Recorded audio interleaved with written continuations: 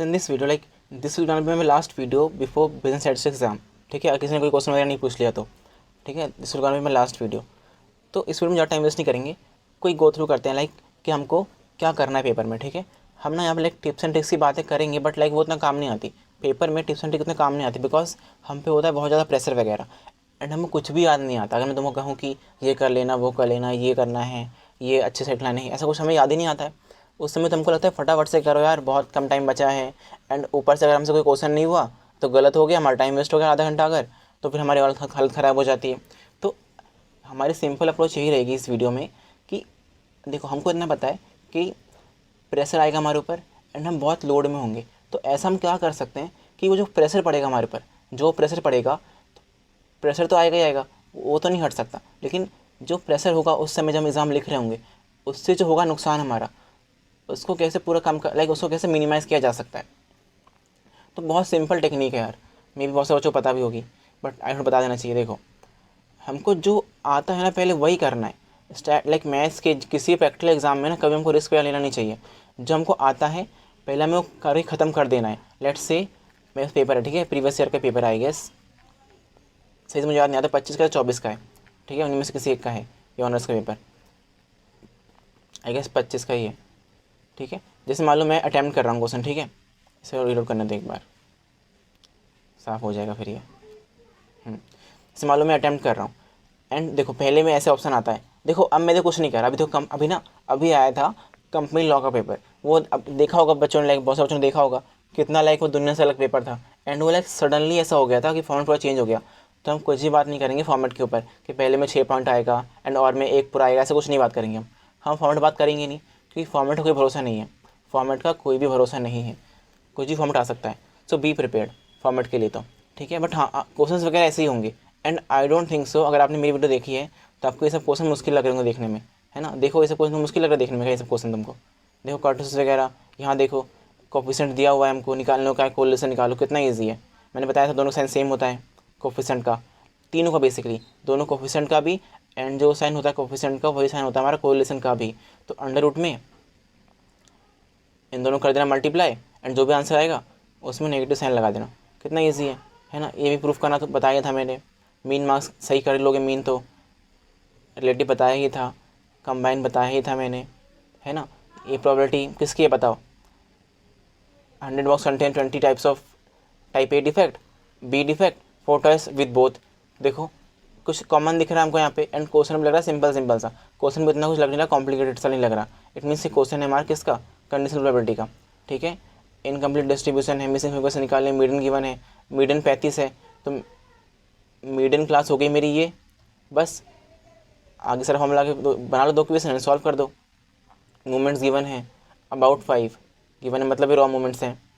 ठीक है, मूवमेंट्स का फॉर्मूला मे भी डिफिकल्ट हो सकता है, तो ट्राई करना, या तो याद कर लो या तो फिर किस्मत के भरोसे जाओ। क्योंकि अगर मूवमेंट का फॉर्मूला याद हो गया ना तो बाकी तो पूरा सब कुछ ईजी होता है। बस मूवमेंट 4 फॉर्मूले होते हैं, वो याद करने पड़ते हैं हमको बस, है ना। रॉ मूवमेंट से सेंट्रल मूवमेंट करने वाले 4 फॉर्मूले होते हैं, वो थोड़े डिफिकल्ट होते हैं, बड़े होते हैं। अगर तुमको दिखाऊँ तो देखो ये रहे वो फार्मूलाज लिख के लाया हूँ बेसिकली मैं। ठीक है, ये रहा वो फार्मूला। पहला सेंट्रल मूवमेंट तो हमेशा 0 ही होता है, तो उसकी टेंशन नहीं है। ये बाकी के फार्मूलाज है बेसिकली, कैसे कन्वर्ट करना रॉ मूवमेंट्स को सेंट्रल मूवमेंट्स में। ये मैं दूंगा तुमको, ये फार्मूला सीट है मेरे पास, ये मैं दूंगा, टेंशन मत लो। ये भी हमको आता ही होगा, देखो देख के मालूम पड़ रहा है कि ये ए बी सी तीनों साथ साथ में है, एंड यहाँ पे कुछ डिफेक्टिव बात हो रही है, तो हमने ऑलरेडी कर ही रखा है। ये भी इजी क्वेश्चन है। पॉइसन डिस्ट्रीब्यूशन, देखो ई की वैल्यू गिवन है, मतलब पॉइसन का क्वेश्चन है, ये भी इजी क्वेश्चन है ना। State any 4 property normal distribution, कितनी बहुत ईजी होता है। इसका ग्राफ बेल शेप का होता है, तो ये प्रॉपर्टी हो गई, है ना। ये कभी टच नहीं करता है, कभी भी टच नहीं करता एक्सिस को, ये एक प्रॉपर्टी हो गई। टोटल यहाँ से यहाँ तक 1 होता है, ये तीसरी प्रॉपर्टी हो गई। 3 तो मैंने बता दिया, एक बेल शेप का होता है, एक टच नहीं करता, एक हमें सीधा होता है, हमेशा 1 टोटल इसका 1 होता है बेसिकली। 0.5 यहाँ होता है, 0.5 यहाँ होता है, टोटल बेसिकली 1 होता है। ठीक है, तो ये प्रॉपर्टी हो गई, 3 प्रॉपर्टीज हो गई। चौथी तुम बताना मुझको, एडिटिव मल्टीप्लिकेशन थ्योरम। एडिटिव मतलब वही, एडिटिव मतलब बात हो रही है ए यूनियन बी की। इसका मैंने देख लिया था फॉर्मूला वीडियो में, मल्टीप्लिकेटिव मतलब बात हो रही है हमारी ए इंटू बी की बेसिकली, ठीक है, इसकी बात हो रही है, पी ए इंटू बी। कभी कभार ना इसको इंटरसेक्शन में लिख सकते हो तुम, चाहो तो इसको लिख सकते हो इंटरसेक्शन भी, बट इंटू लिख देना सही रहेगा, सेफ होता है बहुत ज़्यादा। तो इसके दो होते हैं basically, P A into P B by A के बराबर भी होता है ये, ठीक है, बी बाई ए लिखा है, ठीक है, ए लिखा है। एक तो इसके बराबर भी होता है P A into P B by A के बराबर भी होता है, और इसका उल्टा भी कर दोगे तो P B into P B like P A by B के बराबर भी होता है। हमने डिस्कस किया था, थ्योरी वीडियो में देख लिया था हमने ऑलरेडी, ठीक है। तुमको इतना बस तुम्हें दो लिखना है, कितने मार्क्स का है, 4 मार्क्स का है, तो उसके अकॉर्डिंग करेंगे। देखो मार्क्स में ना प्रैक्टिकल क्वेश्चन मार्क्स मैटर नहीं करता। तुम्हारा प्रैक्टिकल क्वेश्चन आया, जैसे मुझसे वहाँ पर निकालने को कहा था कोरिलेशन, यहाँ पर निकालने को कहा था मुझसे कोरिलेशन, ठीक है, इधर कहाँ गया, सबसे टॉप फर्स्ट में, हाँ यहाँ पे कहा था मुझको, ये रहा। तो यहाँ पर देखो ये क्वेश्चन कितने कितने का है, 18 मार्क्स का, 6 मतलब 3 मार्क्स का क्वेश्चन है। तो ये क्वेश्चन पता है मैं चाहूँ ना तो सिर्फ एक लाइन में, सिर्फ with in single line question कर सकता हूँ और मुझे 3 मार्क्स मिल जाएंगे। तो इन प्रैक्टिकल क्वेश्चन कुछ मैटर नहीं करता कि कितने मार्क्स का है, बस तुम्हारा मेन एम होना चाहिए आंसर निकाल देना बस। गिवन लिख के, हाँ गिवन लिखना बहुत मत भूलना, प्रैक्टिकल क्वेश्चंस में लिखना गिवन पहले, गिवन क्या था, ठीक है, गिवन क्या था, टू फाइंड, फाइंड क्या करना है, देन आंसर लिखना, ठीक है। आंसर में चाहो तो स्टार मार्क कर सकते हो या तो हाईलाइट कर सकते हो। Best is to star market, because highlight like line खींचना ना नॉर्मली इन जनरल मुश्किल होता है, बच्चों को सीधा लाइन खींचना लंबी सी मुश्किल होता है, इंस्टेड ऑफ एक साइड में छोटा सा स्टार बना देना। तो चाहो तुम ऐसे, जैसे मान लो मेरे यहाँ पे आंसर आया 4,000 रुपये, ठीक है, इसको चाहो तो मैं डब्बे में पैक कर सकता हूँ, ठीक है, या तो मैं यहाँ पे एक स्टार बना सकता हूँ छोटा सा, विथ आंसर लिख सकता हूँ, है ना, ऐसा कर सकता हूँ। ये दोनों में ऑप्शन मेरे पास है, you can choose any which you want. हाँ लेकिन अगर ऐसा मत करना सब कुछ ही करके चला है हाईलाइट, खाली आंसर पे हाईलाइट करना है बस हमको, ठीक है, ज़्यादा कुछ हाईलाइट नहीं करना, आंसर है तो फॉर्मूलाज बस, और ज़्यादा कुछ हाईलाइट नहीं करना, टाइम कम होता है हमारे पास, ठीक है।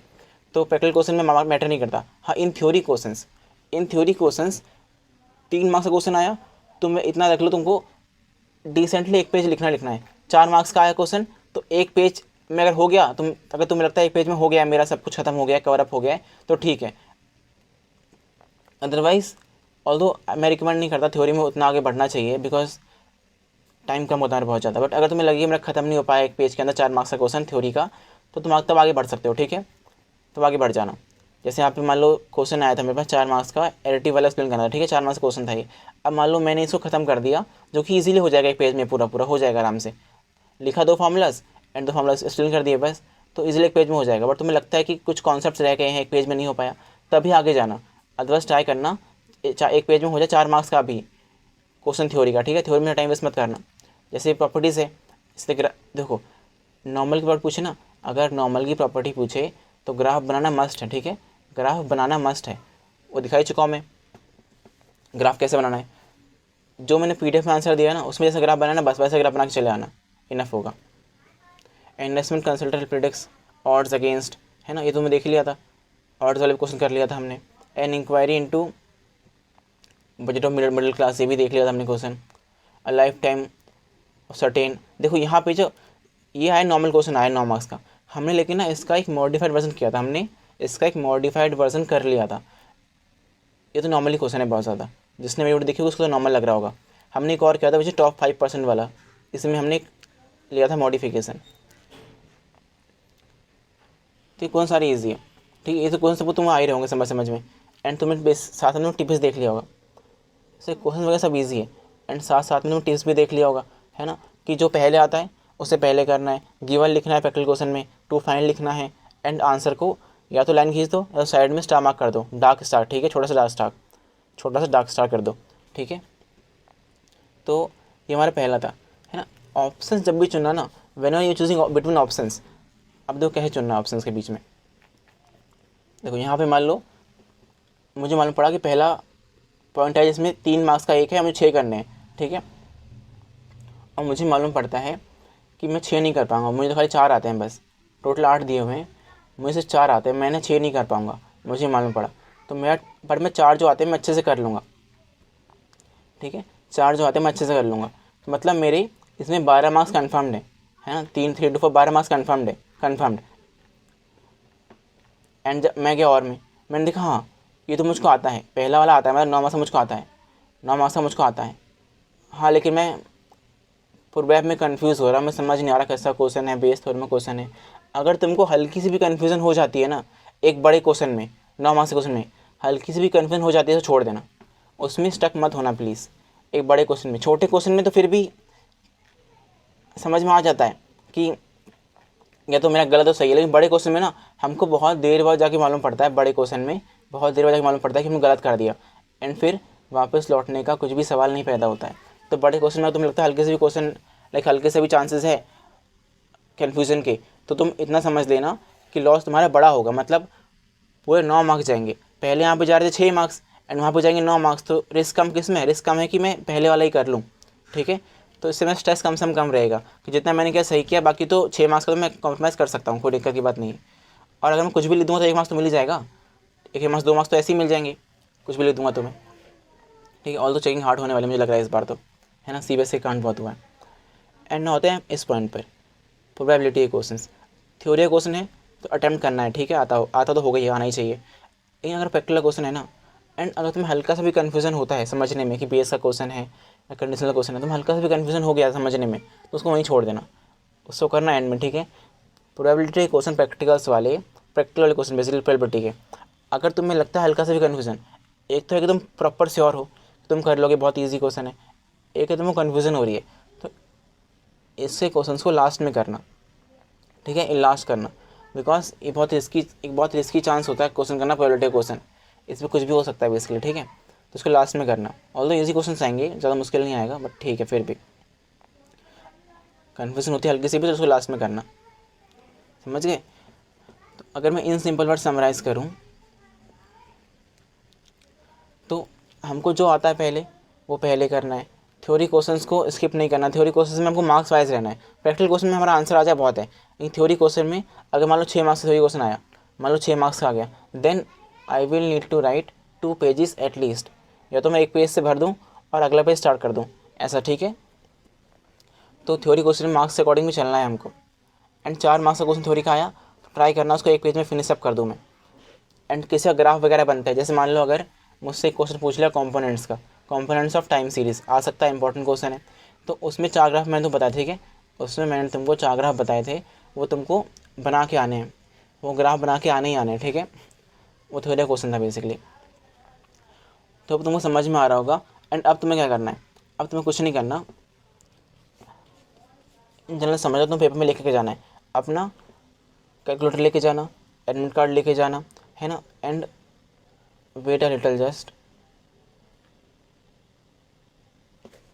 देखो ये है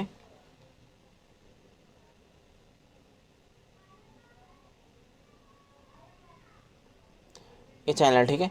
इसमें ना या तो पहली वीडियो चले जाओ या तो चले जाओ प्रो ऐप पे, किसी भी चले जाओ, टाइम बहुत इंपॉर्टेंट है। चलो पहली वीडियो चले जाओ यार, पहली वीडियो में सब कुछ दे रखा है ना एक साथ ही, इसलिए most important part which is normal disc, ठीक है। एंड पहली वीडियो में ना थोड़ा ऑडियो अच्छी क्वालिटी मैंने कर रखी है, थोड़ी ऑडियो बढ़ा रखी है, बूस्ट कर रखी है, ठीक है। तो तुम्हें यहाँ पर नीचे जाओगे तुमको मिलेगा, इसमें भूल गया यहाँ पे देना यार, नहीं यहाँ पे ये रहा यूनिट 2 में तुमको यहाँ पे मिलेगा जी टेबल, ठीक है। इस पर क्लिक करना एंड जी टेबल, एक बार अपने टीचर से ही पूछ लेना मैम या सर कि सर लेके आना कि नहीं आना टेबल, ये हमको मिलेगा। तो मोस्ट प्रोबेबली देखे ना आंसर कि बेटा तुम ले आना, देयर मे बी चांसेस कि ना मिले, है ना, ऐसा होने के चांसेस बहुत हाई होते हैं कि देयर मे बी चांसेस कि ना मिले, तो बेटा तुम ले आना। It could be the most probable answer from your teacher, but एक बार हम टीचर से पूछ लेना ज़रूर, ठीक है, कि सर मैम लेके आना है कि नहीं आना है। यूज़ कैसे करना बता दिया था मैंने, ये लेके जाना, ठीक है, एग्जाम में लेके जाना जी टेबल वगैरह। एंड एक ई टेबल है, मैंने तुमसे कहा कि पॉइजन में ऑलवेज ई की वैल्यू गिवन होगी, बट लक बाय चांस मान लो नहीं गिवन हुई, देन तो क्या करोगे, तो रिस्क है ना। ऑल्दो ऐसा कभी होता नहीं गिवन ना हो, ऐसा कभी नहीं हुआ आज तक, बट फिर भी लेके जाना टेबल, ठीक है।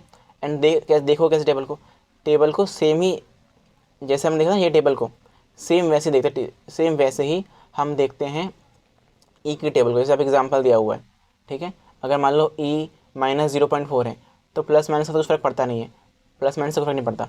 बट देखो 0.5 कहाँ है, बस देखो 0.5 कहाँ पे, यहाँ पर है ना। एंड 0.4 बाद कुछ भी लगा नहीं हुआ, डेसिमल के बाद हम लेते हैं 2 प्लेसेस तक ना, तो उसको कुछ लगा नहीं हुआ, बस 0.4 है, बस 0.4 देखा, यहाँ पे 0 पर देख लिया हमने, तो 0.40 पे ये वैल्यू लिख दिया वहाँ पे, है ना। 37 लिखा हुआ अगर, तो पॉइंट में 3 तक देखा, 3 तक एंड 7 तक चले गए, तो ये आ गया 6907, ठीक है। ऐसे इसका देख लिया। एंड अगर मान लो ज़्यादा आ गया, ये तो बात का ये तो बात हो रही है मीन की वैल्यू हमारे पास 0 से लेके 1 के बीच में, एंड अगर उससे ज़्यादा आ गया तो ये तुम खुद समझना ट्राई करो कैसे करें उन्होंने, ठीक है। यहाँ पे एग्जांपल्स दिए, समझो से खुद से पढ़ के एक बार जाओ, डाउनलोड कर लो PDF, जो कि इस वीडियो के नीचे मिल जाएगी, ठीक है, वो कर डाउनलोड। तो ये लेके जाना, टेबल वाला लेके जाना, पेन लेके जाना, 2-4 बेसिकली स्केल लेके जाना, मार्जिन वगैरह घींच लेना हो सके तो, अदरवाइज तो उसमें टाइम वेस्ट मत करना। कैलकुलेटर हो सके 2 लेके जाना, ठीक है। एंड ये फार्मूला सीट है हमारे पास, सबके फार्मूला अटैच कर दिए मैंने, देखो सबके फार्मूला से सैम्पल के जो है ना वो मत करना, सैम्पल हमारे सिलेबस में नहीं है, ठीक है। इसमें सैम्पल फार्मूलाज दिख जाएंगे 1-2, वो मत करना, ठीक है। इंपॉर्टेंट तो वैसे ये भी है, एम्पिरिकल फार्मूला भी इंपॉर्टेंट है। यहाँ पे स्क्यूनर से कुछ दिया हुआ है, कैली कोफिशिएंट, बेसिकली कुछ अलग अलग तरीके दिए हुए हैं कोफिशिएंट निकालने के, बोलेस का दिया हुआ है, एक ये दिया हुआ है mean minus mode divide by standard deviation भी होता है हमारा कोफिशिएंट ऑफ स्क्यूनेस, ठीक है। यहाँ पे ये दिया प्रोबेबिलिटी क्वेश्चन लाइक प्रोबेब के हमको वो दिए हुए हैं, एंड नाउ कोरल के दिए हुए हमको फार्मूलाज वगैरह सारे। मेरा गला ख़राब हो रहा है यार सही में, टाइम सीरीज़ के फार्मूलाज दिए हैं, सिखाया भी हुआ है मैंने, लाइक सिखा के बताया हुआ कि कैसे करना है बेस वगैरह शिफ्ट, ठीक है, कौन सी इक्वेशन वगैरह हमको ध्यान देनी है, सब कुछ मैंने रीवेरीफाई किया, सब कुछ सही है। यहाँ पे गलत हो गया तो मैंने सही कर दिया, ठीक है। ये फार्मूलाज लेके जाना, यहाँ पे स्पीयरमैन स्ट्राइक इक्वेशन का फार्मूला है, ठीक है। ये फार्मूला सीट है, ये लेके नहीं जानी, ये पढ़ लो तुम अपने पास, ठीक है, डाउनलोड करके पढ़ लो इसको अच्छे से, देख लो तुम्हें सारे फार्मूलाज तुमको अच्छे से आते कि नहीं, एटलीस्ट जो स्टार मार्क फार्मूला है तुम अच्छे से आते कि नहीं आते हैं, ठीक है। एंड नाउ एक बार हम देख लेते हैं, हमारा लास्ट में देख लेते हैं, देखो सो स्टार मार्क वाले अच्छे देख लेना बेसिकली। एंड ना लाइक स्ट्रेटजीज वगैरह कितनी ही बता दूँ मैं, बट ना एक बार तुम ट्राई करना खुद से कि अपनी खुद की स्ट्रेटजीज वगैरह बनाओ। लाइक सिचुएशंस को अज्यूम करो कि अगर मेरे पेपर में मुझे कुछ नहीं आता तो मैं क्या करूँगा, अगर मेरे से लाइक टाइम वेस्ट हो गया, अगर मेरे से लाइक टाइम वेस्ट हो गया अगर पेपर में, मैं क्या करूँगा, है ना। अगर मेरे से लाइक कुछ भी मान लो घटना उठना घट रही है तो उस समय मैं क्या करूँगा, लेट्स से बस टाइम कम बचा, क्वेश्चन बहुत सारे बच गए एंड टीचर छीनने आ रहा तो मैं क्या करूँगा, है ना। तो इस तरह की सिचुएशंस वगैरह अज्यूम करके रखो, बिकॉज स्ट्रेटेजी ना सबको, मेरे ख्याल से मेरा तो ये मानना है, अपने लिए बनानी चाहिए पर्सनलाइज वगैरह, अपने लिए बनानी चाहिए पर्सनलाइज एकदम, है ना, कि स्ट्रेटेजी मेरी है जो मुझ पर वर्क करेगी। मुझे नहीं पता ना आपको नेचर कैसा, आपने कितना पढ़ा तो मुझे पता नहीं है, सिंपल सी बात है। एंड ना एक बार देख लेते हैं, गो थ्रू लास्ट में कर लेते हैं सबसे इंपॉर्टेंट क्या पार्ट है हमारा, ठीक है, सबसे इंपॉर्टेंट पार्ट हमारा क्या है, एक बार गो थ्रू कर लेते हैं बेसिकली, ठीक है। जो हमें जस्ट पता होना चाहिए अभी इस समय, हमको पता होना ही चाहिए, वो है हमारा basically, if we are talking about unit 1 यार, then standard deviation and variance and coefficient of variation, है ना, ये सबसे इंपॉर्टेंट पार्ट है हमारा। Standard deviation, variance, coefficient of variation आना ही चाहिए, एंड मीन तो एंड साथ मीन भी आ जाता है साथ साथ में, ठीक है। Standard deviation, variation and variance basically, and coefficient of variation आना ही चाहिए, बहुत इंपॉर्टेंट है। इसमें बेस थ्योरम आना ही चाहिए, कंडीशनल भी लगा लो आना ही चाहिए, है ना। पॉइसन डिस्ट्रीब्यूशन आना ही चाहिए, नॉर्मल के बारे में पता होना चाहिए, ठीक है। हल्का का बाइनोमियल भी देख ही लेना यार, ठीक है। बट सबसे इंपॉर्टेंट बेस थ्योरम है, ठीक है। बेस थ्योरम के बाद तुम जाना पॉइसन के ऊपर, देन जाना तुम नॉर्मल के ऊपर, देन जाना बाइनोमियल के ऊपर, ठीक है। सबसे इंपॉर्टेंट बेस थ्योरम है।